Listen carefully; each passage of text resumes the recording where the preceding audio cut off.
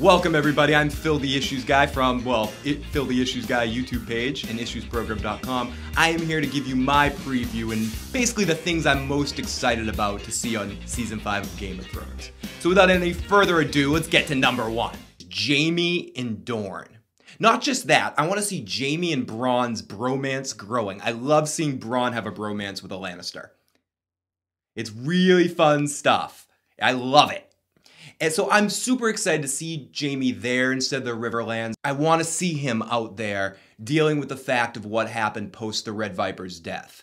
And seeing a Lannister actually down in Dorne, besides Myrcella, dealing with all of this. It's gonna be fun. I can't wait to see that. And also, I want to see Jaime fight. I want to see if he still has it. I can be like, watch out, Jaime Lannister. Watch out, Ned Stark. I'm gonna defeat all you Dornish people. Blah, blah, blah, blah, blah, blah, blah. They're changing stuff, but I think they might be changing stuff for the good. I can't wait to see where they go with Jaime. The second thing I want to talk about that I'm really excited for in Season 5 of Game of Thrones is seeing where they take Sansa. Seeing how they develop her storyline.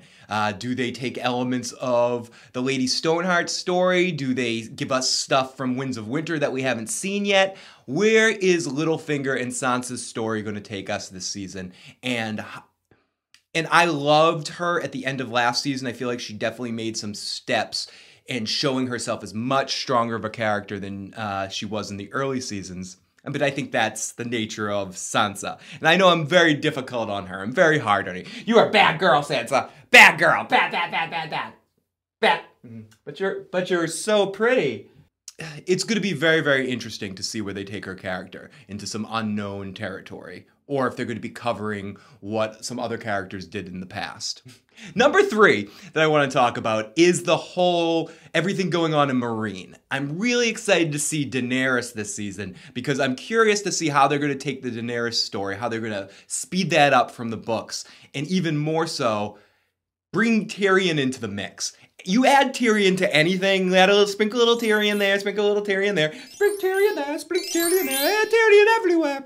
If you sprinkle Tyrion somewhere, he just adds so much more to the entertainment aspects of what's going on in the scenes. So any elements of Dany that might drag a little bit, or if anyone's kind of not into the whole Daenerys storyline or the ongoing political landscape of Meereen, just due to the fact that Peter Dinklage, that Tyrion Lannister is over there interacting with them and interacting with Daenerys is going to make that story about 1 billion times more interesting.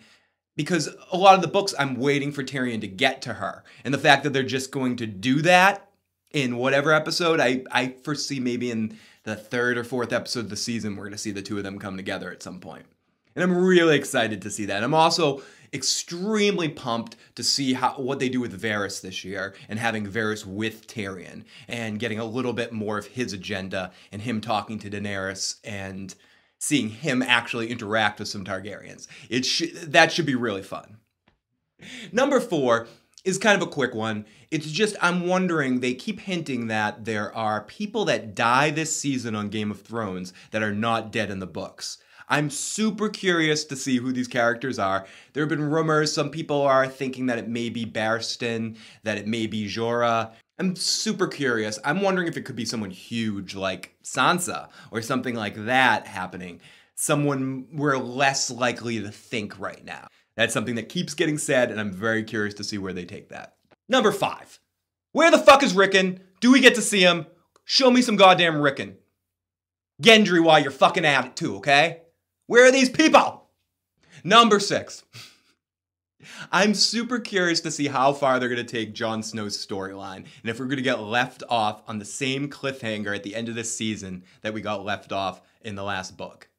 Which would drive me fucking crazy. My goddamn. Number 7, straight from heaven, is going to be watching Cersei go completely batshit crazy this season without Tywin there and without Jaime being around to reel her in or Tyrion to call her on her shit.